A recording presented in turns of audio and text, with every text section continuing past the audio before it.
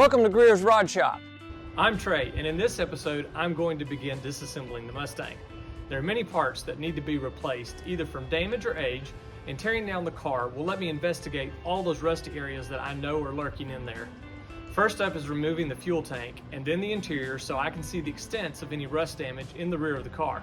I will also pull the automatic transmission to give me room to clean up the underside of the tunnel and to make room for the conversion to a T5 manual transmission. Come on in. I decided to start with the exhaust system first. This will get it out of the way of the fuel tank. Removing the tailpipes and the mufflers was pretty easy. I cut most of it out with a reciprocating saw since it was not the original stainless exhaust system. The H-pipe has all of the catalytic converters in them. There's 4 of them, all built in. I gotta figure out, once I do get this apart, is this gonna fall out? Actually, it can't, it's kind of trapped. Cool. Believe it or not, I sold the catalytic converters to a local metal recycler. They were worth $150, which really surprised me. Be aware, if you do sell your cats, you will need your title and your ID to stay legal. While removing the exhaust system, I started noticing quite a bit more rust than I thought there might be, so I decided to go ahead and remove the rear bumper cover to help investigate further. I started the fuel tank removal at the filler door. Because this is electrically operated, there is a cable under the back carpet that is an emergency release. And we're going to pull that cable and the door will pop open.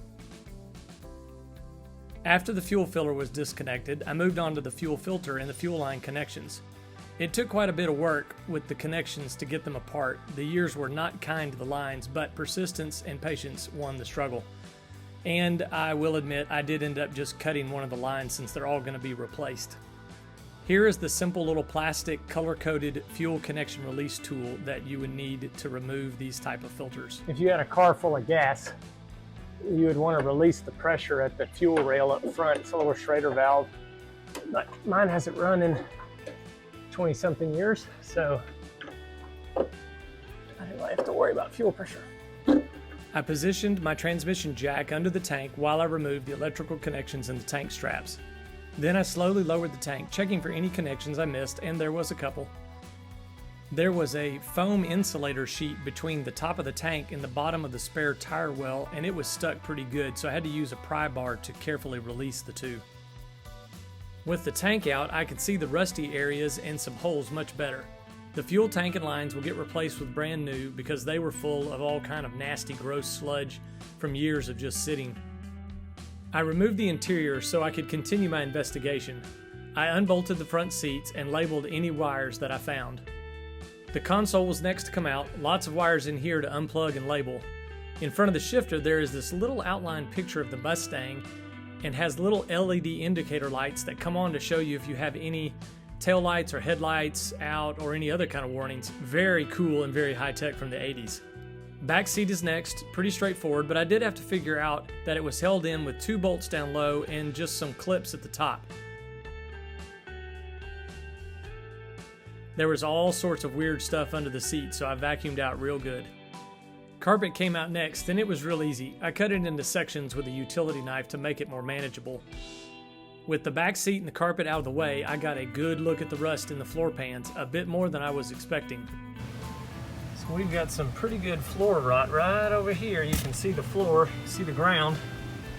Shop floor under there. We got some over here too, and maybe back in there.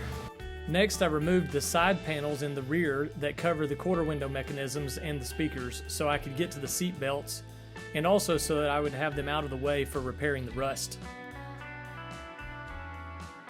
The transmission removal started by removing the drive shaft and the starter.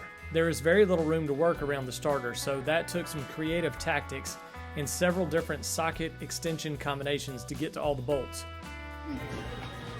Oh, hello.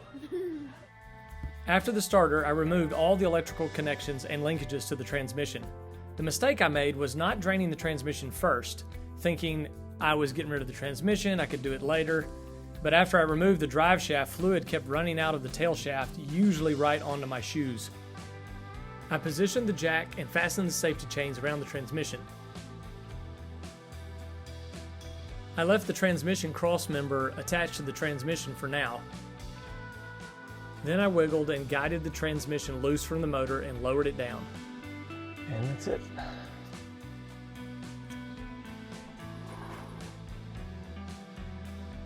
All right, that's the first 4 items checked off the list.